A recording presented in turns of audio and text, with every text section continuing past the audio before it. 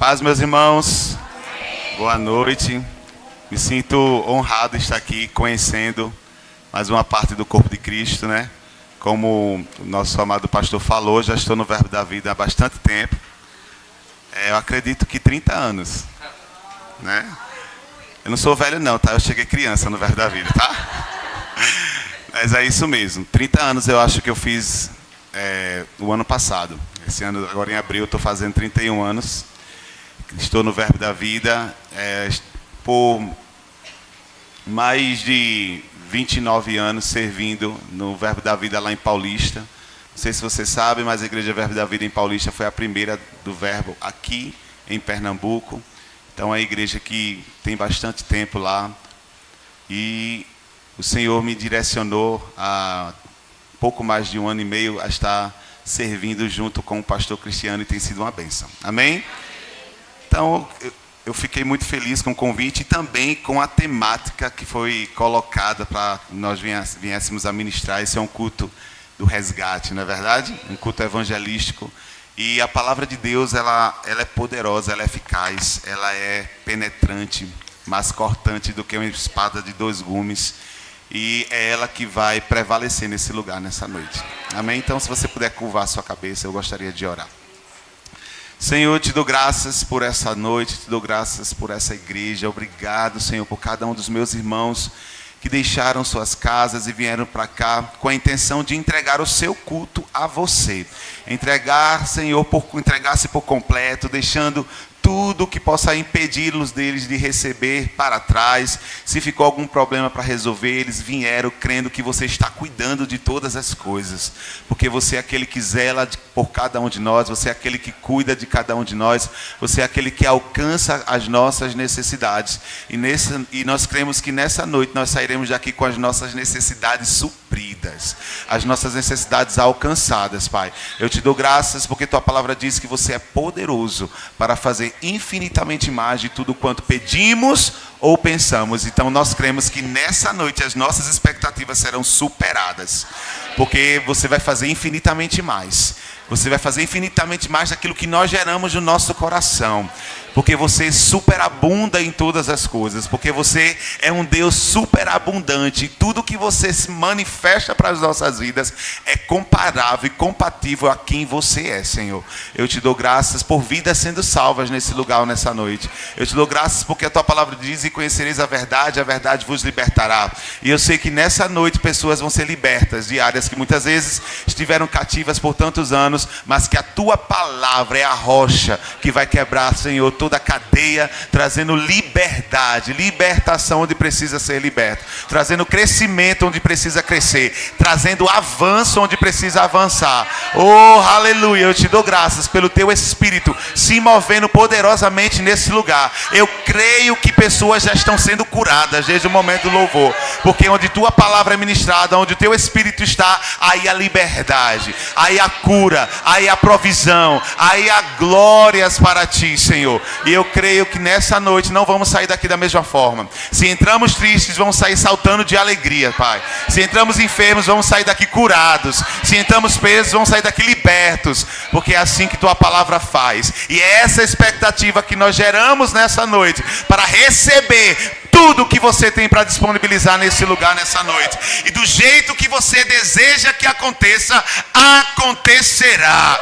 Acontecerá. A tua palavra não vai voltar para você vazia, mas vai realizar o propósito pelo qual ela foi lançada sobre nossas vidas. Nós vamos desfrutar de tudo aquilo que você tem para as nossas vidas neste lugar, em nome de Jesus. Se você crê, diga amém.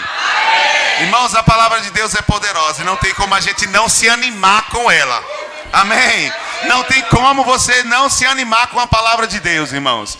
Então, se você está triste, vá ler a palavra de Deus que ela vai te animar. Se você está fraco, vai ler a palavra de Deus que ela vai te fortalecer. Se você está enfermo, vá ler a palavra de Deus, porque essa palavra cura. Amém, irmãos? Então é necessário a gente se alimentar da palavra de Deus todos os dias. É o nosso alimento diário, meu irmão. Você acorda de manhã, te alimenta pela palavra de Deus. Passa o dia, te alimenta da palavra de Deus. Antes de dormir, te alimenta da palavra de Deus. Porque quando a circunstância chegar, vai encontrar você forte. Vai encontrar você inabalável. Vai encontrar você cheio do Espírito e cheio da palavra. Amém? Seja como uma esponja. Uma esponja, quando aperta, sai o que ela sugou. Então é necessário que você esteja sugando dessa palavra de Deus, para quando a pressão vir, sair Bíblia, não sair reclamação, não sair murmuração, não sair preocupação, sair a palavra de Deus. Amém? Quando a falta chegar, sair que você é provido. Quando a doença chegar, sair que você é curado. Quando a tristeza chegar, sair que você é mais do que feliz. Aleluia! Aleluia, amém. É necessário que a palavra de Deus esteja no teu coração, mas que ela também esteja na tua boca. Então você só vai falar se ela estiver primeiro no teu coração. E para ela chegar no teu coração, primeiro você tem que ler. Você tem que colocar ela para dentro. E depois deixa, porque a boca vai falar o que o coração está cheio. Amém. Aleluia, aleluia. Eu quero que você abra sua Bíblia lá em Gênesis capítulo 1. Vamos começar do começo, né? Vamos usar esse termo aí.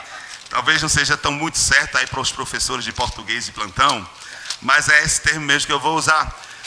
Gênesis capítulo 1, versículo 1.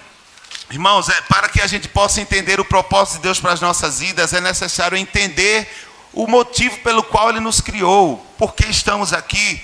Deus criou-nos com um propósito. Deus criou a humanidade com um propósito. E nós não vamos deixar de cumprir o propósito como humanidade, como povo de Deus, se nós não entendermos, se a gente deixar de entender, na verdade, aquilo que Ele tem para as nossas vidas. Amém? O texto de Gênesis capítulo 1, versículo 1 diz assim: no princípio criou Deus os céus e a terra. Quem foi que criou os céus e a terra?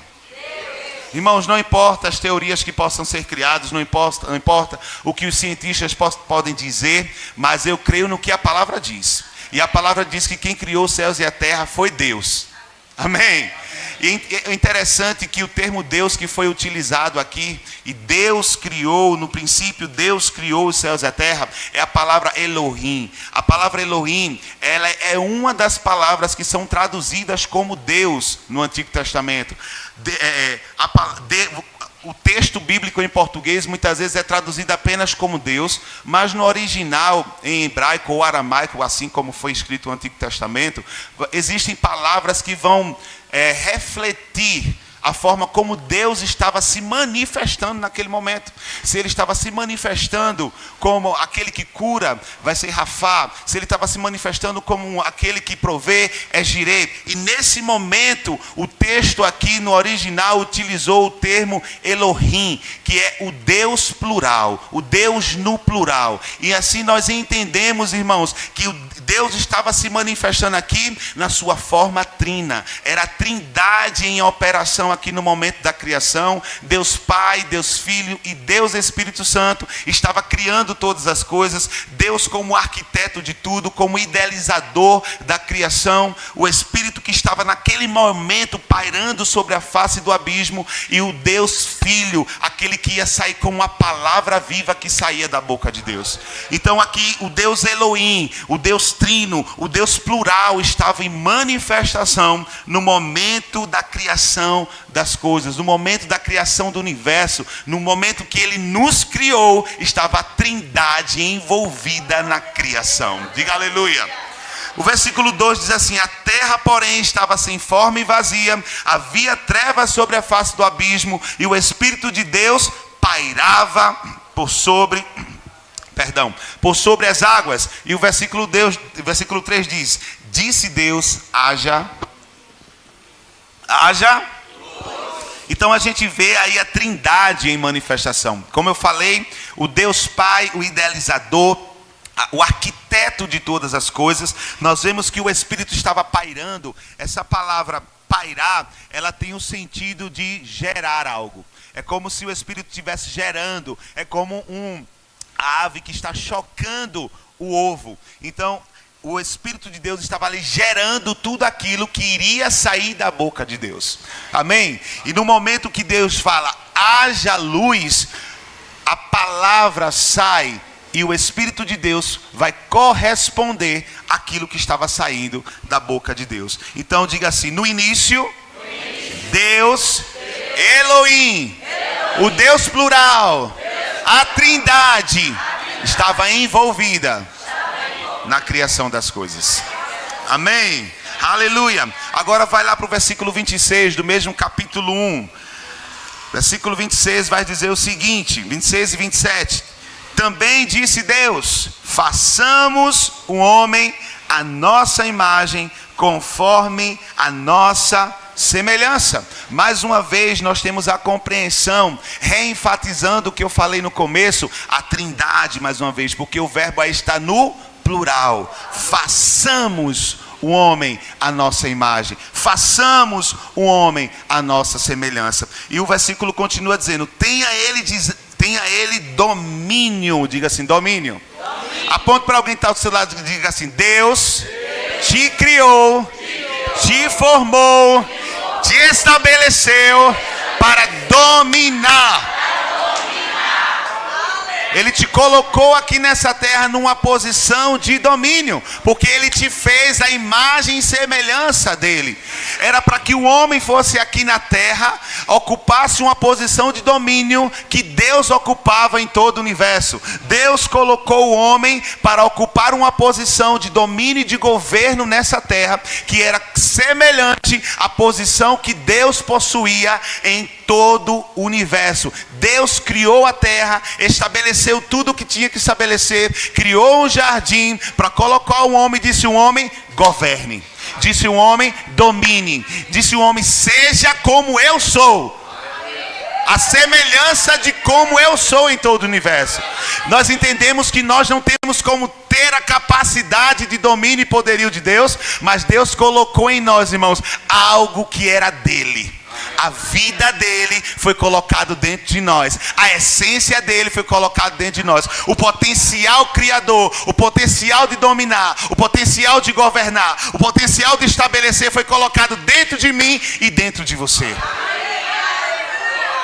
Nunca conseguiremos ser igual a Deus, porque o nível do tamanho e do poderio de Deus é muito mais elevado ao nosso. Mas Ele disse: vamos fazer a nossa imagem, vamos fazer a nossa semelhança, para que Ele seja aqui na terra aquilo que eu sou em todo o universo, para que Ele seja aqui na terra e governe, e domine, e estabeleça, assim como eu preparei para que Ele fizesse.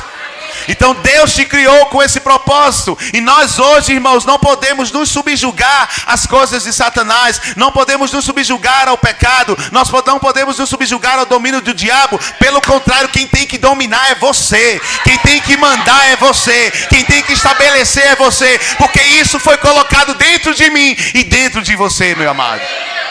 O homem perdeu, e nós vamos ver lá na frente porque ele perdeu e passou esse poder, essa autoridade para as mãos de Satanás. Mas teve um Jesus Cristo que ao terceiro dia ele ressuscitou, foi no inferno, tomou da chave do diabo, a chave do inferno, da morte, da mão do diabo, tomou autoridade para si, e ele deu à igreja, ele deu a você. O poder e a autoridade foi reconquistada.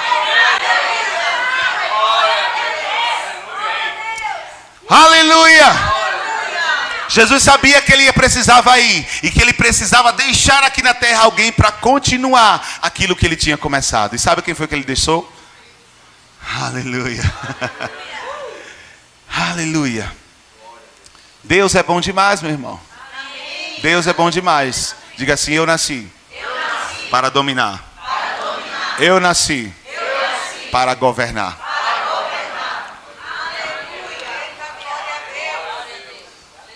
Tenha ele domínio sobre os peixes do mar, sobre as aves do céu, sobre os animais domésticos, sobre toda a terra e sobre todos os répteis que rastejam pela terra. Ou seja, ele tinha que dominar, o homem ia dominar sobre tudo que Deus criou.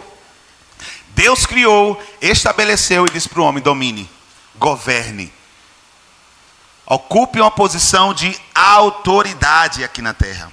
Versículo 27. Criou Deus, pois, o homem à sua imagem. A imagem de Deus o criou, homem e mulher. Vai para o capítulo 2 de Gênesis, versículo 7. Você vai entender daqui a pouquinho onde nós vamos chegar. Gênesis 2:7 diz assim: então formou o Senhor Deus ao homem do pó da terra e lhe soprou nas narinas o fôlego de vida. E o homem passou a ser alma vivente. Deus nos criou do pó da terra e soprou nas nossas narinas. Ele não só soprou a vida de estarmos vivos, o existir.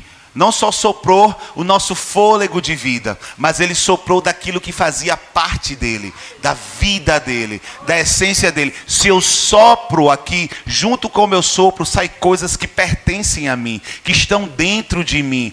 Se eu tiver algum tipo de bactéria, vai sair com o meu sopro. Se eu tiver algum tipo de vírus, vai sair com o meu sopro. Mas a gente sabe que de Deus não tem bactérias e vírus. Porque com o meu sopro saem coisas que pertencem a mim. Quando Deus ele sopra o fôlego de vida dele em nós, aquilo que era dele, aquilo que pertencia a ele, aquilo que era do potencial dele, da capacidade dele, que ele precisava colocar no homem, veio junto. Porque ele não iria colocar o homem sem a capacidade para governar. É tanto que ele deu responsabilidades ao homem. De colocar nome nos animais, de governar, de cultivar. E para isso Deus colocou a capacidade nele para isso. Primeiro, irmãos, antes de Deus nos chamar para algo, primeiro ele nos capacita. Então quando Deus diz assim, ó, vá lá e faça, não fique com medo, que você não vai fazer sozinho. O poder de Deus vai estar te capacitando a fazer. Você está sendo apenas o vaso, aquele que vai colocar a mão, mas quem vai realizar é Deus. Então ele capacita um homem. Quando ele cria um homem que sopra no homem, ele não só faz o homem viver, ter vida, mas coisas são colocadas dentro dele. Amém? Só como referência, Zacarias 12:1 diz assim: sentença pronunciada pelo Senhor contra Israel. Fala o Senhor, o que estendeu o céu, fundou a terra e formou, veja o que ele diz, formou o espírito do homem dentro dele. Então, meu irmão, quando Deus sopra, ele não só sopra a vida, o ato de estar vivo, mas ele forma o espírito do homem dentro dele e coloca nele aquilo que o homem precisaria para governar, para estabelecer aqui na terra o reino que Deus queria estabelecer. Amém? Diga aleluia. Aleluia. Vai lá para Salmos capítulo 8, versículo 3. Aleluia. Salmos capítulo 8. Versículo 3, veja só a posição que Deus te colocou aqui na terra como governante. Aleluia. Salmos 8, versículo 3, diz assim: quando contemplo os teus céus, obras dos teus dedos, e a lua e as estrelas que estabelecestes, o que é o homem que deles te lembre? O salmista está dizendo, olha, quando eu vejo tudo que você criou, o que é que somos nós diante de tudo que você criou? Diante de toda essa grandiosidade de tudo que você formou, a lua, o céu, as estrelas, tudo que você fez é grandioso, porque tudo que Deus faz, irmãos, ele faz estabelecido e comparado com quem ele é. Deus não tem como fazer algo pequeno e algo que não tem qualidade, que não tem excelência, porque ele só faz baseado no seu caráter. Então, meu irmão, não olhe para você e se menospreze. Porque ele te fez a imagem dele. Com o potencial dele, ele te fez algo sobreexcelente. Porque tudo que Deus coloca as mãos, ele faz perfeito e bem feito. Olhe para alguém e diga assim: Deus te fez perfeito e bem feito ou bem feita. Amém? Aleluia. Então o salmista se vê, né, diante de tudo que Deus criou e se acha pequeno diante de tudo que Deus criou.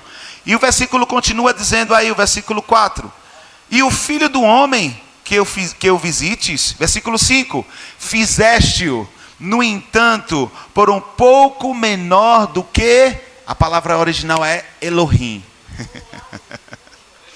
Mais uma vez, o Deus da criação está sendo citado aqui. Então ele está dizendo, olha, você fez o homem por um pouco menor do que Elohim. Quem é Elohim, senão a Trindade? E o homem está um pouco abaixo da Trindade. Deus Pai, Deus Filho, Deus Espírito está aqui. Como sempre, eles são os maiorais. Mas Deus colocou o homem um pouco abaixo de quem ele era, meu irmão. Acho que você não está entendendo não, mas aqui para o final você vai entender. Aleluia! O diabo está com grandes problemas aqui por diante. Aleluia. Versículo 5, mais uma vez eu quero reler, diz assim, ó, fizeste, no entanto, por um pouco menor do que Deus, e de glória e de honra o coroastes. Deus te coroou de honra e glória, e fez você só um pouco menor do que Ele. Ah, meu irmão. Aleluia. Essa é a posição que Deus te criou. Uma posição de domínio. Uma posição de governo. Uma posição, irmãos, que quando o diabo olhar para você, ele tem que olhar literalmente de baixo para cima, porque você está numa posição muito mais superior. Versículo 6 diz assim, ó: deste-lhes domínio sobre as obras das tuas mãos, e sob seus pés tudo lhe pusestes. Está vendo esse probleminha que está te aperreando aí? Está debaixo dos teus pés. Está vendo essa circunstância que está te afligindo, que muitas vezes você fica aí querendo arrancar os seus poucos cabelos? No meu caso são poucos mesmo, né? Os seus cabelos que você tem na cabeça aí, está sob os seus pés. A questão é que você está olhando a partir de uma perspectiva errada. Olha a partir da perspectiva de Deus, porque Deus vê de cima para baixo. Deus não olha de baixo para cima. Sabe, você já chegou, se talvez um dia você chegar diante de uma grande montanha, quando você olha de baixo para cima, você pode até dizer, nossa, que montanha grande. Mas quando você olha lá de cima, você vai dizer, nossa, que pessoas pequenas. Problema, meu irmão, é que você está olhando o problema de baixo para cima e está dizendo, que problema grande. Mas quando você começar a olhar o problema de cima, você vai dizer, nossa, que problema pequeno e fácil de ser resolvido. Todas essas coisas estão sob os seus pés. Estão debaixo dos seus pés. Porque Deus te colocou numa posição de autoridade. Nós só estamos abaixo dele, meu irmão. E ele nos criou a sua imagem e semelhança. Tem um escritor, ele é paraibano, mas eu posso dizer que ele é pernambucano, porque ele morou quase toda a sua vida aqui.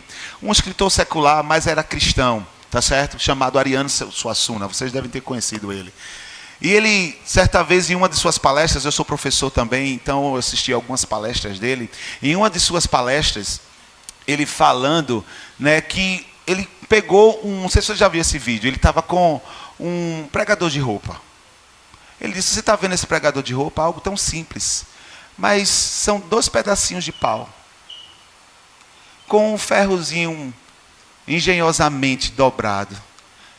Tão simples, mas tão importante. Algo que um macaco não teria condições de fazer. Só um ser com uma centelha divina dentro de si teria a capacidade de fazer isso. Eu disse, eita. Ele entendeu tudo. Ele entendeu tudo. Irmãos, Deus colocou dentro de você um potencial. Deus colocou dentro de você uma capacitação. Deus colocou dentro de você um poder. E você não pode menosprezar o poder que está dentro de você. Essa autoridade, esse poder, não te coloca acima de Deus. Mas essa autoridade, esse poder, te coloca acima das circunstâncias, dos principados e das potestades. Porque o Senhor nos falou em sua palavra, que nós estamos assentados à destra do Deus Pai, em Cristo Jesus, reinando e governando juntamente com Ele. Amém? Aleluia. Volta lá para Gênesis capítulo 2, versículo 8 agora. Estávamos no 7, Gênesis 2:7, agora vamos ler Gênesis 2:8.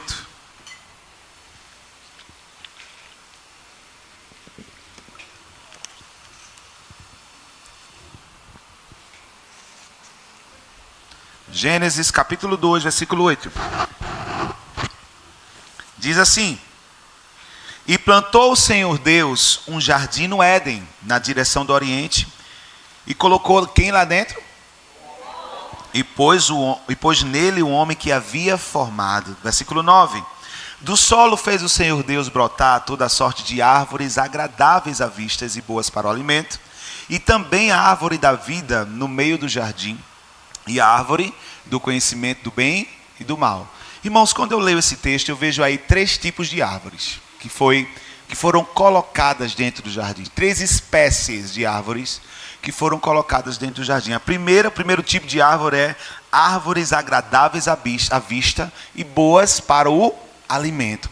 Então Deus colocou árvores no jardim para que o homem se alimentasse, comesse, alimentasse o seu corpo físico. Deus sabia que o homem ia precisar garantir a sustentabilidade do seu corpo, e ele colocou árvores lá para que o homem comesse para alimentar o seu corpo. Diga amém. Amém. O segundo tipo de árvore que o texto fala é a árvore da vida, que estava no meio do jardim. Essa árvore da vida representava o alimento espiritual do homem. Enquanto o homem estivesse comendo dessa árvore da vida, ele estava se alimentando espiritualmente e nutrindo o seu espírito. Então, quando Deus ele preparou o jardim, ele proveu tudo aquilo que o homem ia precisar para ter uma vida bem-sucedida. E nós entendemos que hoje o nosso contexto hoje é idêntico. Nós temos a palavra e o Espírito, que é o nosso alimento espiritual, para garantir a nossa nutrição espiritual. E nós temos o alimento natural para garantir a nutrição do nosso corpo. Então Deus criou um ambiente perfeito para que o homem vivesse, para que ele não tivesse necessidade de nada. Se o homem precisasse, tivesse necessidade de comer, ele tinha um suprimento. Se ele precisasse de suprimento espiritual, ele tinha um suprimento ali no Éden. Porque Deus, irmãos, é aquele que supre. Diga para o seu irmão, diga-se, Deus é aquele que supre. Diga-se bem olhando nos olhos dele, diga-se, até aquilo que você ainda vai precisar, já está suprido em Deus. Amém. Amém, você crê? Amém. Aleluia, já está suprido, meu irmão. Ele não vai chegar, já chegou. Amém. Já é seu, já está disponível. Você só precisa lá pegar e tomar posse. Amém.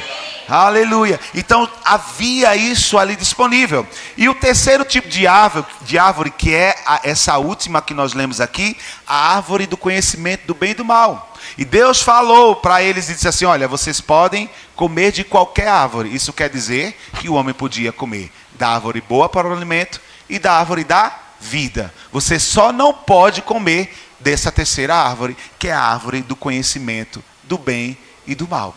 Você só não pode se alimentar dessa. Deus deu uma ordem para o homem. E sabe que muitas vezes eu ficava assim: Senhor, qual o problema de comer um fruto? Era só um fruto. Qual o pecado que tinha no fruto? E o Senhor disse: não tinha pecado no fruto. O pecado foi ele fazer algo que eu disse para ele não fazer. Porque não é que dentro do fruto Deus injetou pecado ali. Não é que o diabo tinha colocado pecado naquele fruto, por isso que o homem não podia comer. Na verdade, o pecado foi em desobedecer. Porque não é só, irmãos, a questão do pecado é que muitas vezes a gente diz assim: mas isso é uma besteira não fazer isso, irmãos. Não é porque é uma besteira, mas se Deus disse para não fazer, não faça. Se não é para fazer, não faça. Se Deus disse é desse jeito, e você pode estar dizendo: mas desse jeito é melhor, mas não é do jeito que Deus falou, então não faça. Porque o pecado não está simplesmente no que é aparente, mas naquilo que muitas vezes está oculto, que no caso era o espírito de desobediência, que o diabo implantou naquele momento com aquela conversinha que ele teve primeiro com a mulher, e depois a mulher conseguiu levar aquilo para o homem também.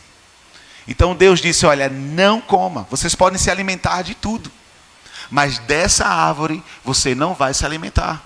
Simplesmente obedeça, e o homem poderia continuar tendo uma vida dele, uma vida suprida, uma vida plena, baseado naquilo que Deus tinha estabelecido ele para viver. Mas ele tirou o foco. Vai para o capítulo 3, versículo 1. Diz assim, vai falar sobre a queda do homem. Porque Satanás ele vai agora tirar o foco, no caso aqui no começo, da mulher, daquilo que estava disponível para eles, daquilo que eles tinham direito de comer, e vai colocar o foco em algo que Deus tinha proibido. E muitas vezes ele usa essa estratégia hoje. Nós temos uma vida plena em Deus, nós temos tanta coisa disponível em Deus, mas o Senhor estabeleceu coisas que nós não poderíamos fazer, e muitas vezes o diabo vai tirar o nosso foco do que é bom, e vai colocar o foco naquilo que não devemos fazer, naquilo que não presta, com a aparência de que nós estamos presos, que nós estamos limitados, quando na verdade a prisão está naquilo que ele está apresentando. É uma cilada. Muitas vezes temos a vida livre em Deus, vivendo uma vida maravilhosa no Senhor. Mas o diabo muitas vezes nos apresenta um fruto. Um fruto muito bonito, até porque o pecado, quando ele se apresenta a gente, ele não se apresenta como pecado. Ele se apresenta como algo belo. Você acha que se fosse algo feio, se fosse ruim pecar, as pessoas pecariam? Só pecam porque é bom, faz bem para o corpo, né? Como o pastor Bando dizia, para a carninha velha, né? Faz bem para o corpo, irmãos. É bom. Eu estou falando alguma mentira aqui? Não. Mas sabe, na verdade o diabo está querendo tirar o teu foco. Está querendo tirar o teu foco daquilo que verdadeiramente vai te manter bem nutrido e livre. Para trazer uma cilada, para te prender e fazer com que você perca a nutrição espiritual que é tão importante para você.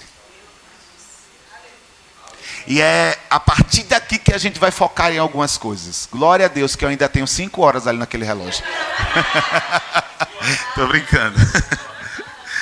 E sabe, a serpente, né, o texto ainda diz assim, ó, mais sagaz que todos os animais selváticos, né? Ela vai ter uma conversa com Eva. E ela vai dizer assim, ó, é assim que Deus disse, não comereis de toda a árvore do jardim? E não foi isso que Deus tinha dito. Deus tinha dito, você só não vai comer daquilo. Porque o diabo, ele muitas vezes vai trazer o texto bíblico para tentar nos convencer de algo que não é a verdade. Ele vai deturpar a verdade de Deus para tentar nos enganar e nos levar para um caminho de morte, assim como ele levou Adão e Eva.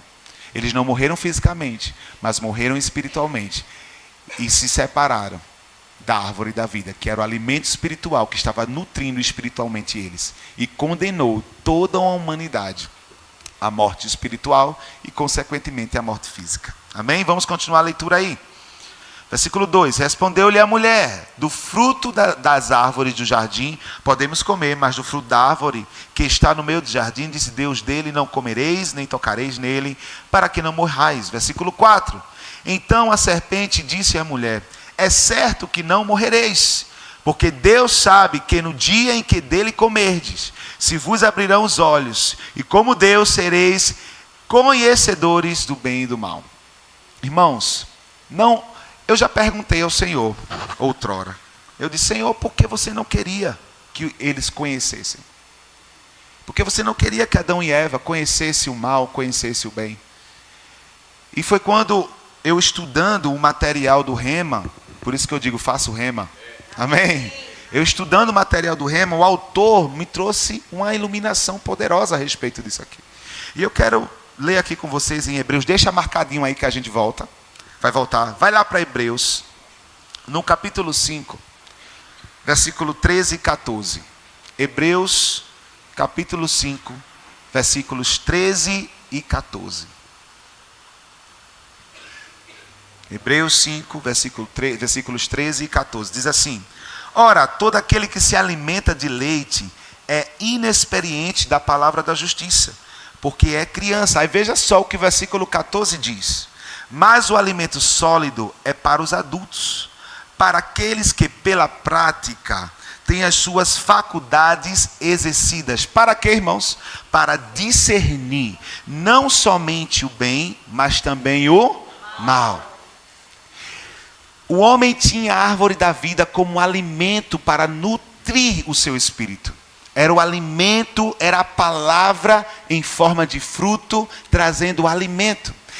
E nós então estamos entendendo aqui pelo autor aos Hebreus que a palavra de Deus, que é esse alimento sólido, nos dá discernimento a respeito do que é certo e do que é errado. E o Senhor disse assim, filho, a questão não é que eu não queria que eles conhecessem, eu só não queria que eles experimentassem. Porque enquanto eles estivessem se alimentando da árvore da vida, eles teriam discernimento do que é certo e do que é errado, sem precisar experimentar.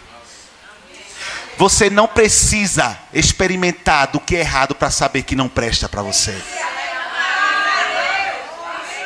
A palavra de Deus te dá discernimento para saber que aquilo não presta para você. Para saber que a prostituição não serve para você. Para saber que a droga não serve para você. Para saber o que o mundo está te oferecendo não serve para você. O diabo vai dizer assim: experimenta, como é que você vai saber que não é bom? Mas a palavra de Deus está dizendo: você não precisa comer disso. Continue se alimentando da árvore da vida. Continue se alimentando do meu espírito. Continue se alimentando da minha palavra. E você vai ter discernimento na minha palavra e no espírito para entender que aquilo não presta para você.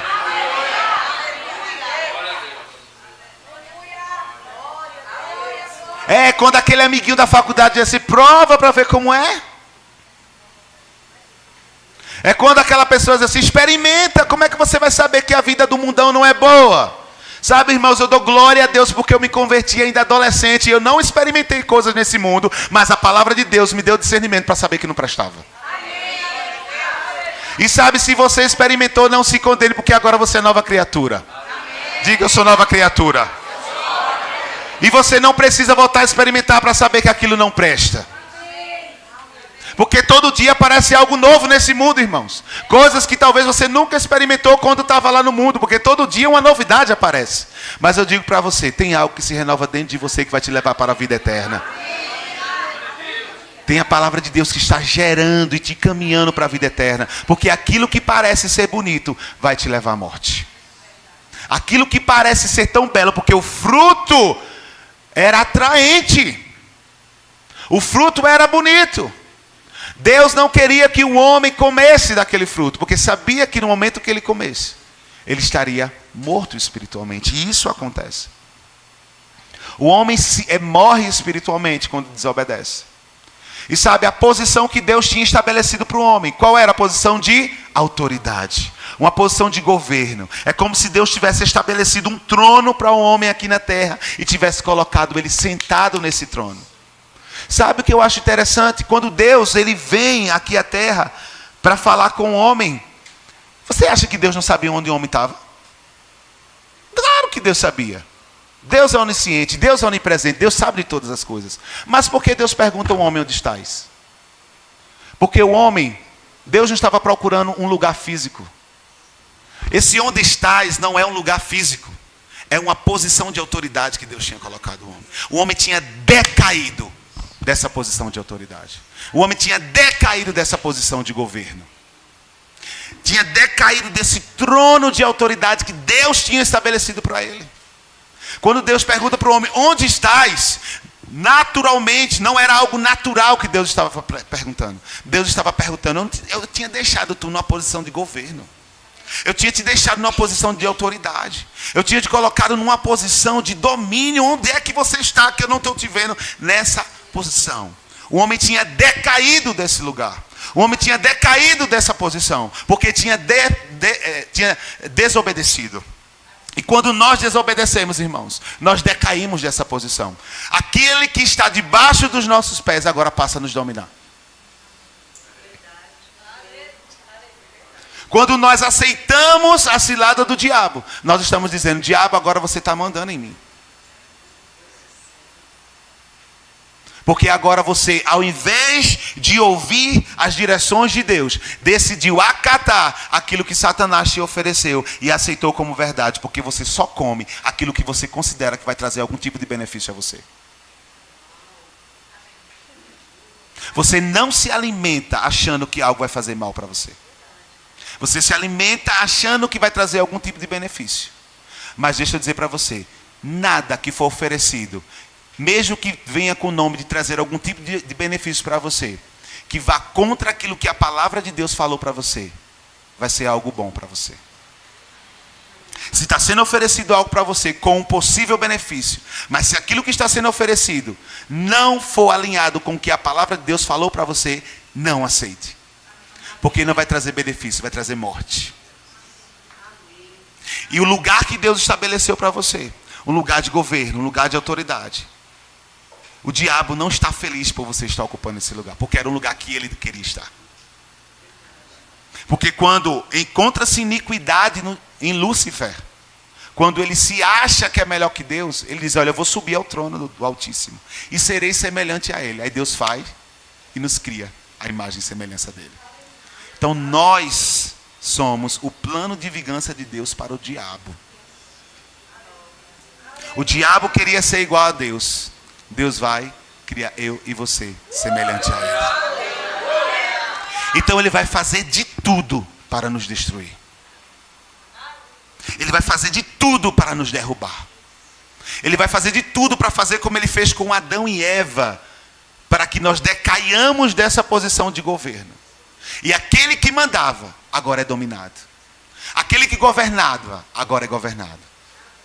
Quando o homem obedece ao diabo, o pecado que estava em Satanás vem para o homem. E a autoridade que Deus tinha dado ao homem passa para o diabo. E o diabo passa a ser agora o Deus desse século. Jesus mesmo falou.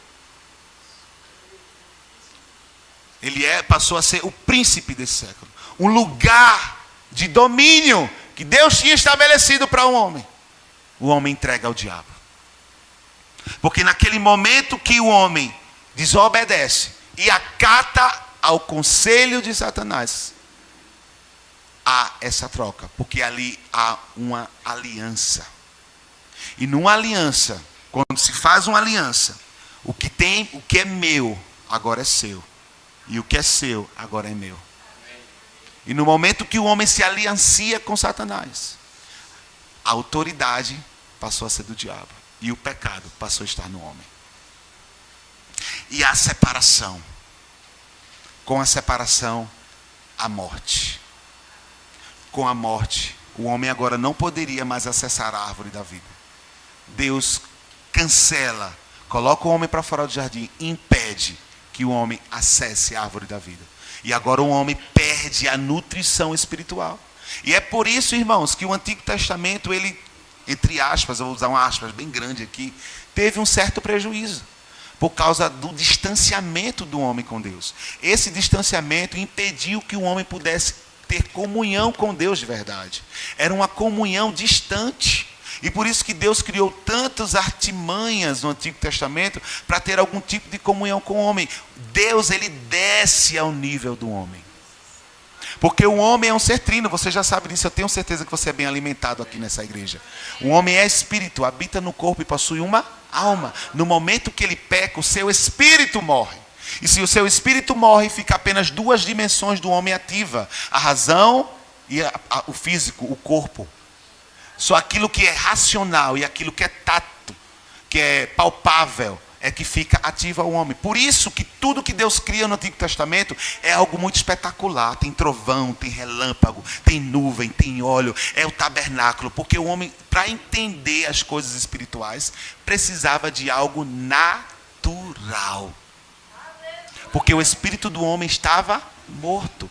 E nós entendemos, como diz lá em 2 Coríntios capítulo 2, que as coisas do Espírito só se discernem pelo Espírito. Então o homem não tinha condições de discernir as coisas espirituais pelo Espírito, porque o Espírito do homem estava morto. Então a forma dele entender e discernir as coisas do Espírito era pelo natural. Por isso que quando Deus queria dizer que estava no tabernáculo, ele fazia aquela fumaça, para que o homem entendesse que ele estava se manifestando ali, estava operando naquele lugar. Por isso que Deus usava no Antigo Testamento o óleo para ungir, para que o homem entendesse que algo espiritual, a unção espiritual, estava vindo sobre a vida daquela pessoa. Por isso que quando Deus estava se manifestando lá no cume do monte, era relâmpago, era trovão, para que as pessoas entendessem algo espiritual com o natural. E Deus estabelece a lei nesse período, irmãos, para que o homem também entendesse que ele era pecador. Porque até a lei ele não tinha condições de discernir que era pecador. Como é que eu sei, por exemplo, que é proibido atravessar quando o sinal está vermelho? Porque existe uma lei que diz, você não pode ultrapassar quando o sinal estiver vermelho. Então, se não tem algo que estabelece dizendo que é errado, eu não vou saber que é errado. Então, até Deus criar a lei, o homem não tinha condições de entender que estava pecando, porque não tinha nada nem ninguém que mostrasse para ele, você é pecador. Então Deus, através de Moisés, estabelece a lei para demonstrar ao homem a sua condição espiritual. O homem veio entender a sua condição espiritual no momento em que a lei é estabelecida. A lei não tinha condições de remir, a lei não tinha condições de salvar, a lei não tinha condições de tirar o pecado do homem. A lei simplesmente veio mostrar: você é um pecador, você não tem condições de ser salvo, você está distante de Deus, o pecado está em você. É como um espelho que nós olhamos e vemos os nossos defeitos. Mas glória a Deus por Jesus. Então o homem, ele decai dessa posição, se distancia de Deus por causa do pecado. Na verdade, Deus se distancia do homem por causa do pecado. Entendendo a condição pecadora do homem, a santidade de Deus não podia ter contato com o pecado do homem. Por isso que a relação entre o homem e Deus era distante. Amém? Por isso que tinha aquele tabernáculo, só uma pessoa podia acessar o Santo dos Santos. Se outros acessassem aquele lugar, era fulminado por causa do pecado que estava em si. O pecado clamava o juízo diante da glória de Deus, da santidade de Deus dentro daquele ambiente. Então o homem não podia acessar, tá certo? Mas Deus, ele, no momento em que o homem peca, ele já estabelece, dizendo: olha, da semente dessa mulher aqui, ó, vai vir um que vai esmagar a cabeça da serpente, para restaurar essa condição do homem. E eu quero ler aqui com vocês, vai dar uma corridinha lá para Romanos capítulo 3, para você entender o que foi feito. Aleluia. Tem 5 ali. Aquilo ali é 5 horas, né? Que tem ali, né? Vamos lá, vou terminar com esses 2 textos, tá bom? Aleluia. Romanos, capítulo 5 de Romanos, versículo 8, diz assim: mas Deus prova o seu próprio amor para conosco pelo fato de ter Cristo morrido por nós, sendo nós ainda pecadores. Irmãos, quando nós pecamos, quer dizer, quando o homem peca e desobedeceu, ele se torna inimigo de Deus. Mas Deus não levou em consideração a maldade que nós fizemos para com ele, e provou o seu amor enviando Jesus Cristo. Então não importa o que você tenha feito hoje, tem alguém que te ama além do seu pecado. Tem alguém que te ama além daquilo que você fez. Tem alguém que te ama além daquilo que você cometeu. Não importa se para o homem é grande ou pequeno. Se você pecou, se você está distante de Deus, o amor dele está te chamando nessa noite. Aleluia, versículo 9. Logo, muito mais agora, sendo justificados pelo seu sangue, seremos por ele salvos da ira. Porque se nós, quando inimigos, fomos reconciliados, diga assim: eu fui reconciliado. Aponte para alguém e diga assim: meu irmão, se você ainda não desfruta dessa reconciliação, essa é a noite de se reconciliar. Amém. Com Deus mediante a morte do seu filho, muito mais estando já reconciliados, seremos salvos pela sua vida. Versículo 11. E não apenas isto, mas também nos gloriamos em Deus por nosso Senhor Jesus Cristo, por intermédio de quem recebemos agora a reconciliação. Portanto, assim como por um só homem, agora ele vai falar de Adão e de Jesus, assim como por um só homem entrou o pecado no mundo, e pelo pecado a morte, assim também a morte passou a todos os homens, porque todos pecaram. Não tem esse, irmãos, todos pecaram. Versículo 13. Porque até o regime da lei havia pecado no mundo, mas o pecado não é levado em conta quando não há lei. Então, ele está dizendo, até a lei existir, havia pecado, só que as pessoas só entenderam que era pecado quando a lei passou a existir. Amém? Versículo 14. Entretanto, reinou a morte desde Adão até Moisés, mesmo sobre aqueles que não pecaram à semelhança da transgressão de Adão, o qual prefigurava aquele que havia de vir. Versículo 15.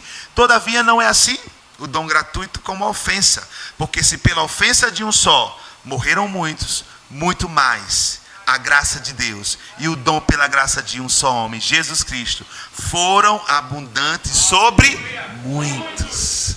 Irmãos, a graça é muito mais abundante do que o pecado.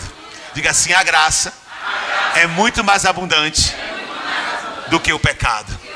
Vamos lá, estou quase terminando. Vou terminar com esse trecho aqui.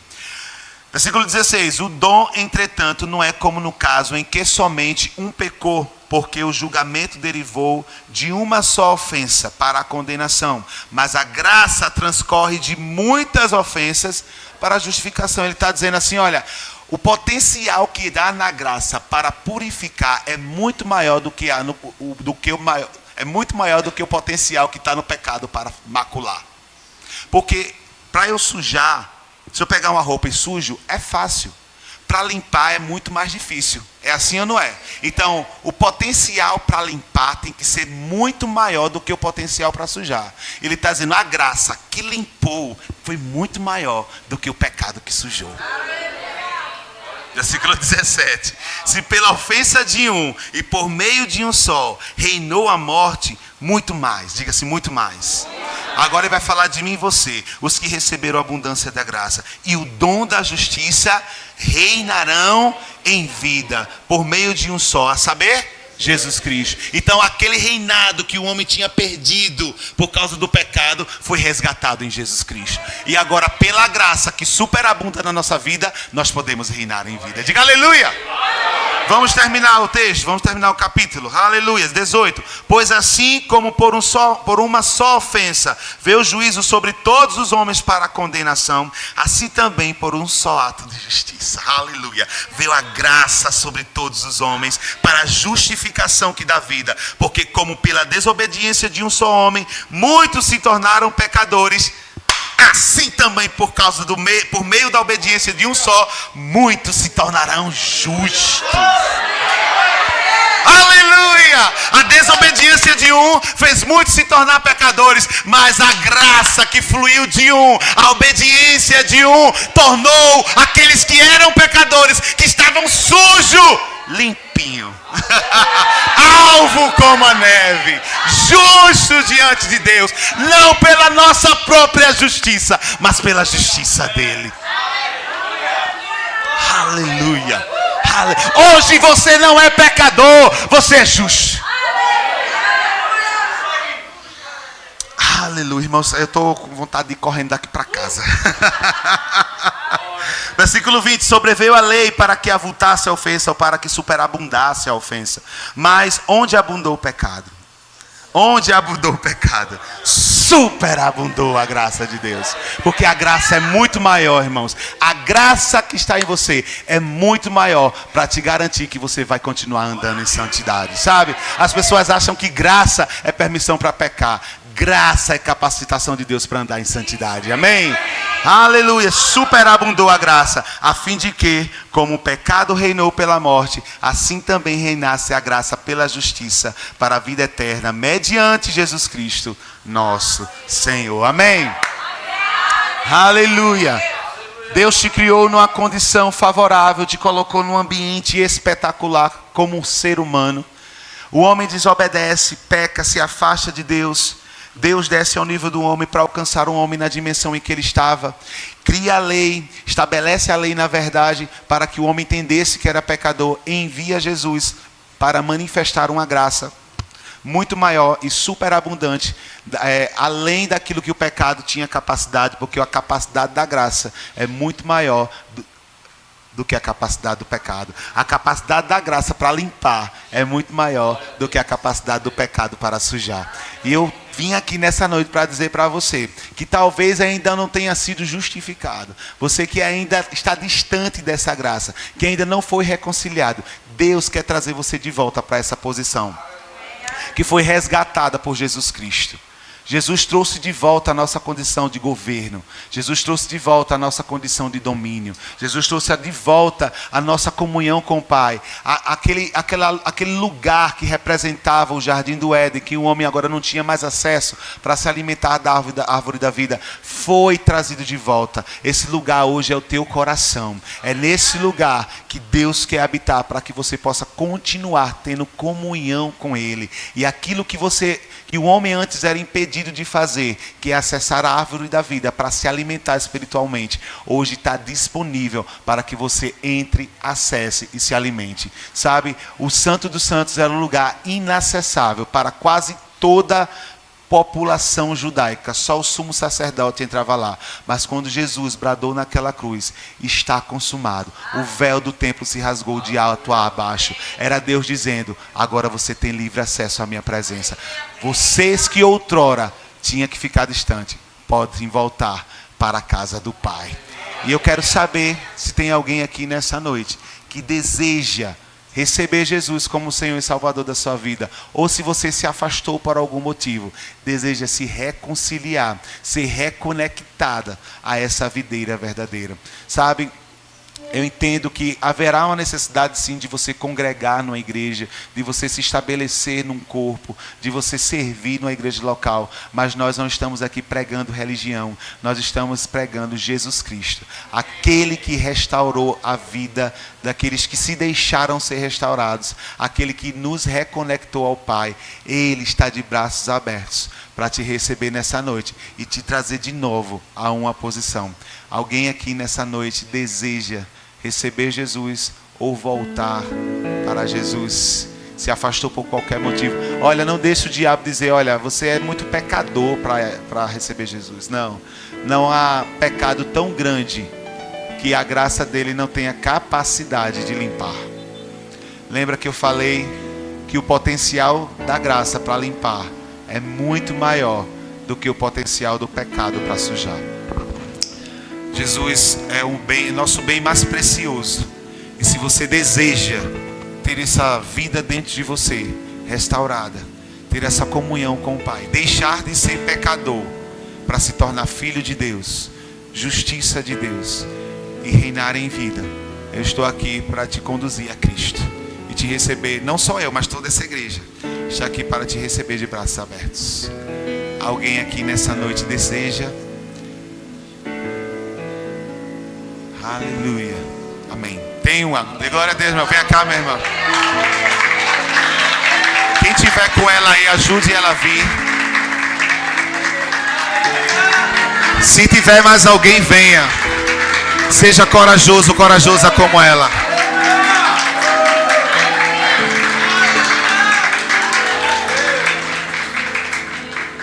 Tem mais alguém aqui nessa noite? Fica aqui junto com ela, minha irmã. Fica aqui junto com ela. Aleluia. Não deixe essa oportunidade passar. Não deixe para amanhã aquilo que você pode fazer hoje. Sabe? Daqui a alguns minutinhos a trombeta pode tocar. Inclusive ela que acabou de aceitar Jesus vai, viu? Nós vamos.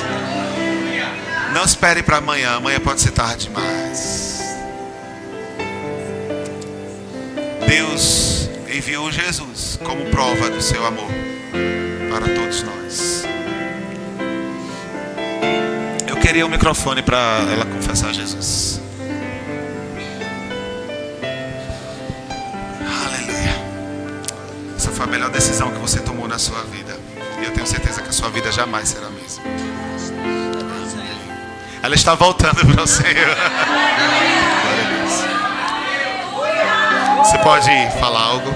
Repetir. Diga assim: Eu, Senhor Jesus, nessa noite, eu tomo a decisão de voltar aos braços do Pai, restabelecer a aliança que um dia eu quebrei com você. E dessa vez será para sempre. Amém. Feche teus olhos. Paizinho querido,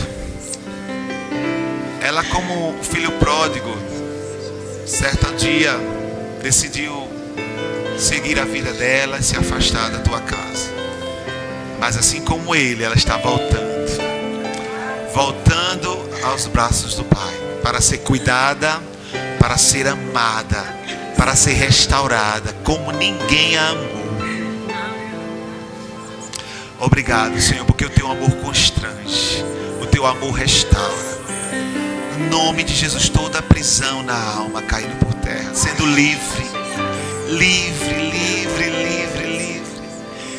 Você vai dormir diferente essa noite, leve, sem peso, sem condenação, porque não existe condenação para aqueles que estão em Cristo Jesus. Obrigado, Senhor, porque o ministério dela vai ser restaurado. Aquilo que você chamou ela para fazer vai ser bem sucedido. Você é aquela que restaura sonhos. Ela vai voltar a sonhar. Oh, Senhor, coisas que você tinha colocado no coração dele que estava esquecido, estava até enterrado, você vai trazer a memória. E vai acontecer como você falou. restauração completa na vida dela, na família dela, na casa dela, Senhor. Obrigado porque ela tomou essa atitude e muitos virão junto com ela. Obrigado, Pai. A obra vai ser completa, minha irmã. Começou em você, mas vai se expandir por aqueles que estão ao seu redor. No nome de Jesus, livre, verdadeiramente livre, no nome de Jesus. Amém. Você pode dar uma salva de palmas para ela?